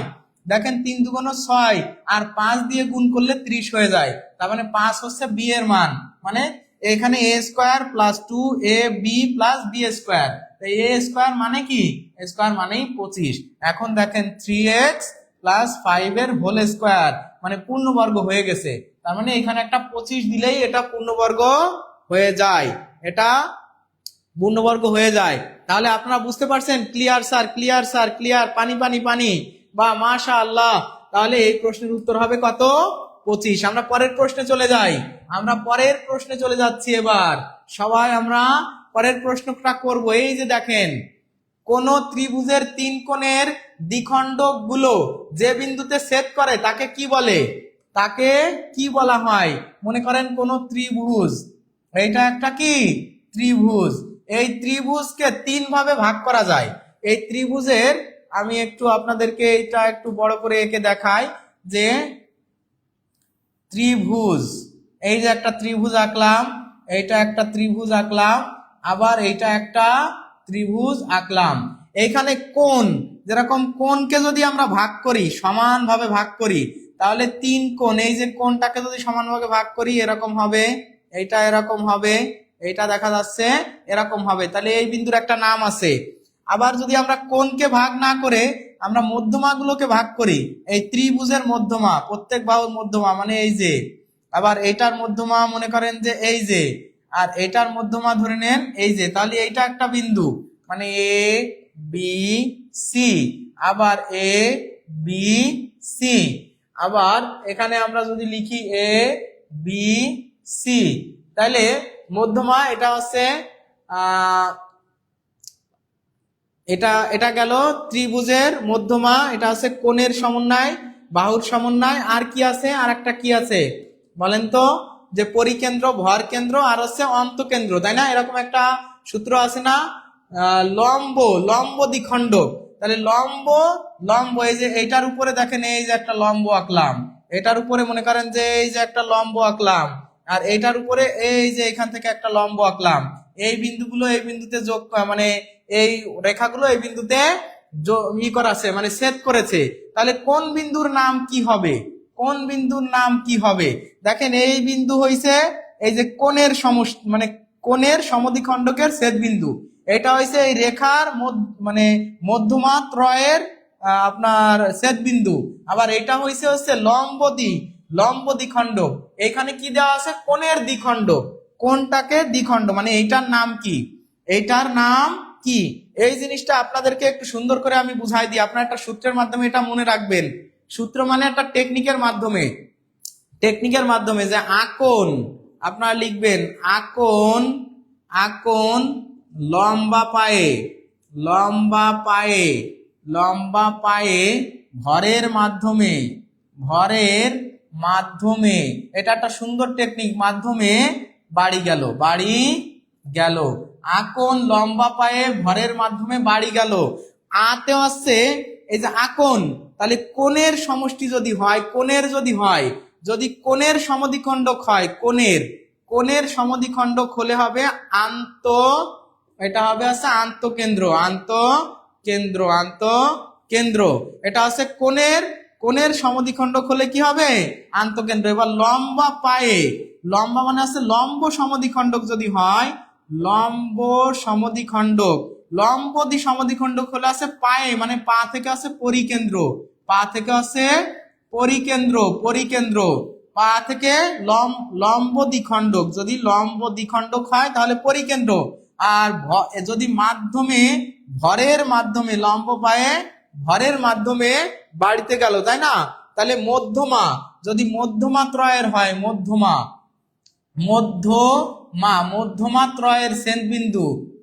ত্রয়ের ছেদ বিন্দু হলে হবে ভর কেন্দ্র।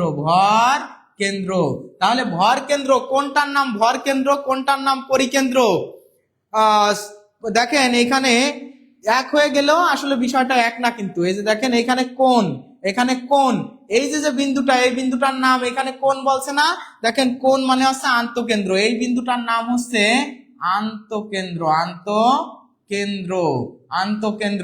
এই যে বিন্দুটা, এই বিন্দুটা হচ্ছে আমরা কি করছি বলেন তো, লম্ব না, এটা আমরা করছি হচ্ছে আপনার এই যে রেখার সমদ্বিখণ্ডক, মানে মধ্যমা ত্রয়ের সমদ্বিখণ্ডক, এটা আছে ভর কেন্দ্র, এটার নাম হচ্ছে ভর কেন্দ্র, এটার নাম কি, ভর কেন্দ্র।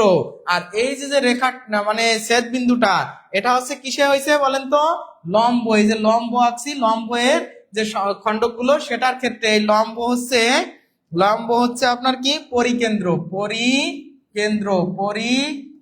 পরীক্ষাতে কিন্তু ভাই চিত্র আঁকা থাকবে না, আপনাকে এভাবে কখনো আন্তঃকেন্দ্র, কখনো ভর কেন্দ্র, কখনো পরিকেন্দ্র দিয়ে, এটা কিন্তু বিভিন্ন সময় পরীক্ষাতে আসছে। তাহলে এটার নাম আন্তঃকেন্দ্র, এটা ভর কেন্দ্র, এটা কিন্তু পরিকেন্দ্র। এখন আমরা অনেকেই জানি না যে আন্তঃকেন্দ্র, ভর কেন্দ্র এবং পরিকেন্দ্র কি, আন্তঃকেন্দ্র, ভরকেন্দ্র, পরিকেন্দ্র। তাহলে আকোণ, তাহলে যেহেতু কোণ আছে, কোণ হচ্ছে আন্তঃকেন্দ্র, কোণ হচ্ছে কি আন্তঃকেন্দ্র, কোণ আন্তঃকেন্দ্র। লম্বা পায়ে মানে লম্ব হচ্ছে লম্ব সমদ্বিখণ্ডক হলে আছে পরিকেন্দ্র, লম্বা পায়ে। আর ভরের মাধ্যমে, তার মানে মধ্যমা ত্রয়ের যখন হবে, তখন হবে হচ্ছে ভর কেন্দ্র। তখন তাহলে মধ্যমা বললে ভর কেন্দ্র, আর লম্ব বললে পরিকেন্দ্র, আর যখন কোণ বলবে তখন আন্তঃকেন্দ্র। তাহলে এইখানে কি বলা হয়েছে বলেন তো, এইখানে কিন্তু বলছে যে তিন কোণ বলা হয়েছে, আর কোণ বলে অন্তঃকেন্দ্র বা অন্তঃকেন্দ্র, হ্যাঁ এখানে আন্তঃকেন্দ্র বা অন্তঃকেন্দ্র। তাহলে অন্তঃকেন্দ্র, পরিকেন্দ্র এবং ভর কেন্দ্র জিনিসটা কি আপনারা বুঝতে পারছেন সবাই? আপনারা যারা এখানে আছেন তারা কি আপনারা অন্তকেন্দ্র, ভর কেন্দ্র এবং পরিকেন্দ্র এই জিনিসটা বুঝতে পারছেন? বুঝতে পারবেন অবশ্যই। কোণ হলে অন্তকেন্দ্র, তারপর হচ্ছে আপনার মধ্যমা হলে হচ্ছে ভর কেন্দ্র, আর যদি আপনার কি বলা হয়, যদি আপনার লম্বত্রয় বলে তাহলে হচ্ছে পরিকেন্দ্র। সবাই কি ক্লিয়ার? সবাই কি ক্লিয়ার?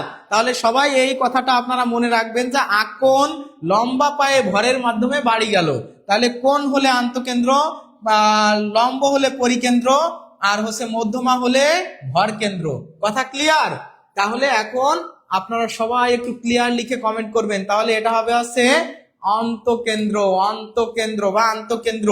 তাহলে এই প্রশ্নের উত্তর হবে ঘ।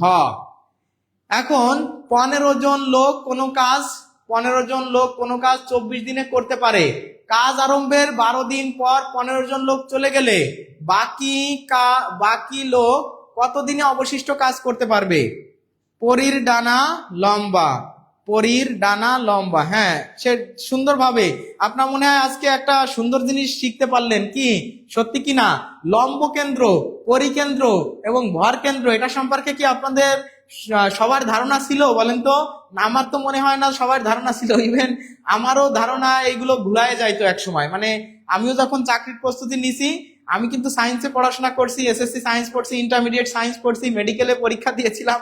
তো যাই হোক হয়নি, ঠিক আছে, কিন্তু ইন্টারমিডিয়েট পর্যন্ত সায়েন্স পড়ছি। তারপরে অন্তকেন্দ্র কোনটা, পরিকেন্দ্র কোনটা, ভর কেন্দ্র এটা কিন্তু আমি বুঝতাম না ভালো, এটা আমি ভালো বুঝতাম না, মানে ভুলাই যাইতো। কিন্তু আজকে সুন্দর করে আমি দেখায় দিলাম, আলহামদুলিল্লাহ। তাহলে হ্যাঁ, কোন অন্তকেন্দ্র, কোন অন্তকেন্দ্র, লম্ব পরিকেন্দ্র, জি আচ্ছা। তাহলে এইখানে একটা প্রশ্ন আছে, 30 জন লোক 24 দিন কাজ করতে 24 দিনে কাজ করতে পারে, 12 দিন পর 15 জন চলে গেল।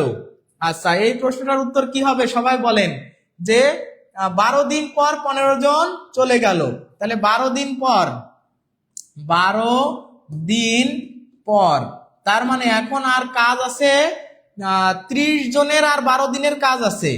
30 জন লোকের 12 দিনের কাজ আছে, তাই না? 30 জন লোকের 12 দিনের কাজ আছে। 30 জন লোক, 30 জন লোকের এখন কাজ আছে কত দিনের? 12 দিনের। কিন্তু 15 জন চলে যাওয়ার পরে, 15 জন চলে যাওয়ার পরে 15 জন চলে যাওয়ার পরে আর লোক থাকতেছে 15 জন। এই 15 জনে এই কাজটা করতে পারবে হচ্ছে 24 দিনে। এখন অনেকে হয়তো বলতেছেন যে স্যার এটা কিভাবে করলেন, তাই না? আচ্ছা, অনেকের ধারণা ছিল। ধন্যবাদ শফিউল সাইফুল ইসলাম ভাই লিখছে, ধন্যবাদ। ও উষা খাতুন আপু লিখছে, আজকে জানলাম। আচ্ছা ঠিক আছে, এটার উত্তর হবে 24। এখন অনেকে এটা বুঝতে পারে নাই, তাই না?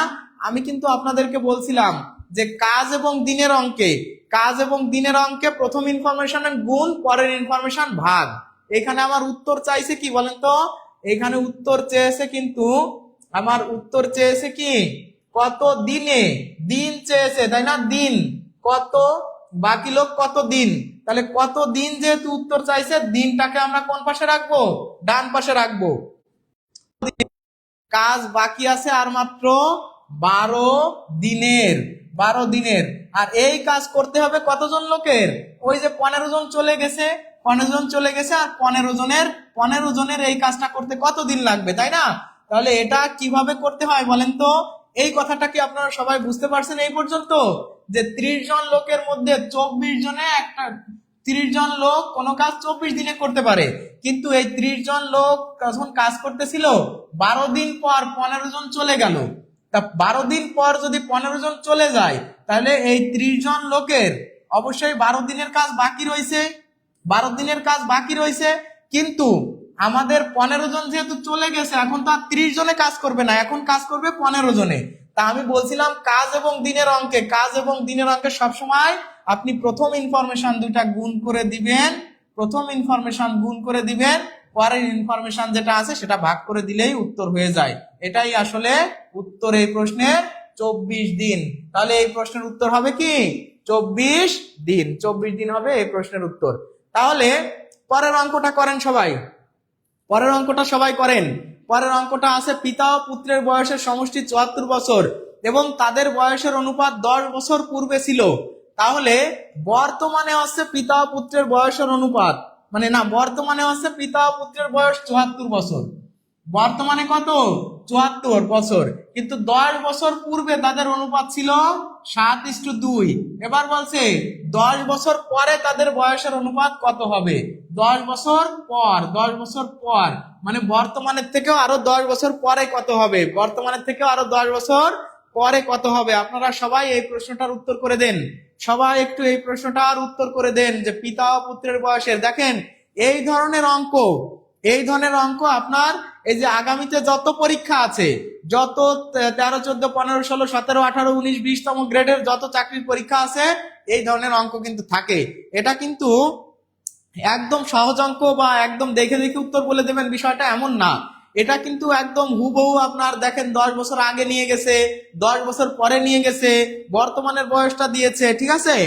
এই জিনিসগুলো একটু সুন্দরভাবে আমাদের ডিল করা শিখতে হবে, বুঝে বুঝে করতে হবে। এটা আমরা কি করব, বুঝে বুঝে করব।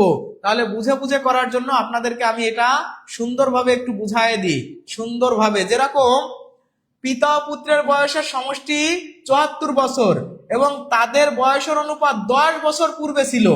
10 বছর পূর্বে, 10 বছর পূর্বে পিতা, পিতা ও পুত্রের, পিতা ও পুত্রের বয়স ছিল, পিতা ও পুত্রের বয়স ছিল কত বছর বলেন তো, বছর ছিল 10 বছর পূর্বে পিতার বয়স আরো 10 বছর কম ছিল, পুত্রের বয়স আরো 10 বছর কম ছিল, মানে দুইজনের বয়স 20 বছর কম ছিল, 10, 10, 20 বছর কম ছিল। তাহলে তখন তাদের সমষ্টি ছিল হচ্ছে 20 বছর কমায় দেন, 74 থেকে 20 কমায় দিলে হয় 54 বছর। 54 বছর, যখন 54 বছর বয়স ছিল তখন বয়সের অনুপাত ছিল কত, বয়সের অনুপাত ছিল হচ্ছে 7:2, 7:2। তার মানে 7 যোগ 2 দিলে হয় কত, 9। তাহলে 9 দিয়ে এটাকে ভাগ করলে 6 নং 54, 6 নং 54, 6 7 42 ইস্টু কত, 42:9 দিয়ে এটাকে গুণ করলে ভাগ করলে আছে 6, তাহলে 6 দুগুণে 12, 12 হয়, হ্যাঁ 12।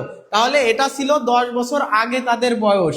এই যে 42 বছর আর হচ্ছে 12 বছর, এটা ছিল তাদের 10 বছর আগের বয়স। এটা কিন্তু 10 বছর পূর্বে, 10 বছর পূর্বে এই বয়সটা ছিল, 10 বছর পূর্বে। যেহেতু বর্তমানে দেখেন আমি কিন্তু সুন্দর করে বুঝায় বললাম যে বর্তমানে যেহেতু তাদের বয়স হচ্ছে 74 বছর, তাহলে 10 বছর পূর্বে প্রত্যেকের বয়সই তো 10, 10 বছর করে কম ছিল।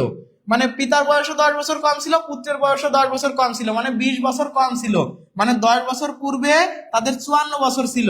তা 54 বছরের এখানে সমষ্টি মানে পূর্বে হচ্ছে অনুপাত ছিল 7:2। তা 7:2 যোগ করলে 7 যোগ 2 দিলে হয় 9।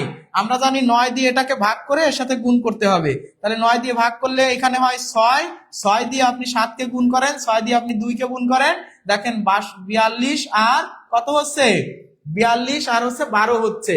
এখন বলা হচ্ছে যে 10 বছর পর তাদের বয়সের অনুপাত কত হবে। তাহলে এটা তো 10 বছর আগের, তাহলে বর্তমানে হচ্ছে এটা হচ্ছে 10 বছর আগের, 42:12, এটা 10 বছর আগের। তাহলে বর্তমানে হবে আরো 10 বছর বেশি, আরো 10 বছর বেশি দিলে হয় 52:22। তাহলে আরো 10 বছর পরে, এটা হচ্ছে বর্তমান, 10 বছর পরে এসে এটা বর্তমান হয়ে গেল, তাই না।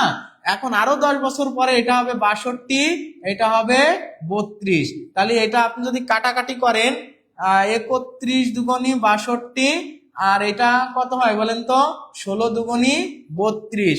তাহলে এই প্রশ্নের উত্তর হবে 31:, আপনি সরাসরি এখানে 10, 10, 20 যোগ করে দিতে পারতেন, এর সাথে 20 যোগ করতে পারতেন, এর সাথেও 20 যোগ করতে পারতেন। কেন, কারণ এটা 10 বছর আগের, তাহলে এখন হচ্ছে বর্তমানে, তাহলে 10 বছর যোগ হবে আর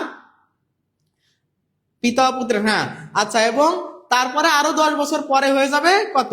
তাহলে এইখানে দেখেন আমি এতক্ষণে যে বিষয়টা করলাম এটা যদি আমি শর্টে করে দিই, শর্টে করে দিলে হবে এমন যে 10 বছর পূর্বের অনুপাত যেহেতু দেওয়া আছে, আমাদের সবসময় দেখতে হবে অনুপাতটা কত বছর আগের দেওয়া আছে।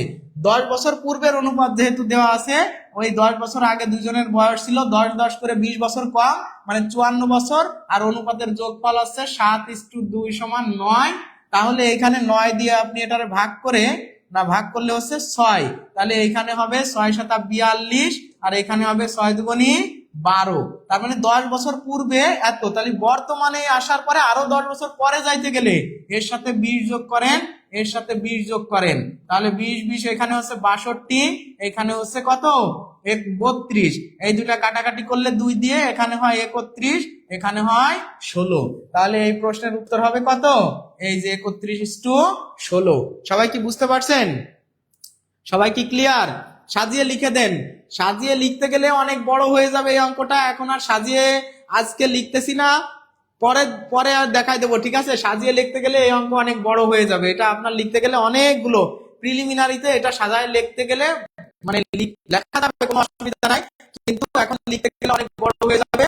স্যার আরো সহজ করে শর্ট করে বলে দেন, এই যে বলে দিলাম 10 বছর আগের বয়স এটা, তাহলে আমরা অনুপাতের যোগফল দিয়ে ভাগ করলে কি আমরা ওই অনুপাত পেয়ে যাচ্ছি, এই অনুপাত পেয়ে যাচ্ছি। আর 20 বছর পরে মানে বর্তমানে আসতে হবে, তারপরে আরো 10 বছর যাইতে হবে, মানে 20 বছর। এই এর থেকে আর কি বলবো বলেন, এর থেকে আর বলা যাচ্ছে না। আপনারা সবাই দেখেন এই প্রশ্ন করা হবে, এটা আমরা পরের প্রশ্নে চলে যাই। এটা এর উৎপাদক কত, একদম সহজ। এটা এই যে আপনারা অনেকে বলছেন লিখিত করে দেন, হ্যাঁ লিখিত এই মুহূর্তে আর করা যাচ্ছে না, আমরা এই অঙ্কটা যেহেতু একটু বড় অঙ্ক, এই ধরনের অঙ্ক নিয়ে আমরা লিখিত একটা সুন্দরভাবে টেকনিক কাজ করব বা লিখিত কাজ করব, যা সাউন্ড প্রবলেম। আচ্ছা যাই হোক,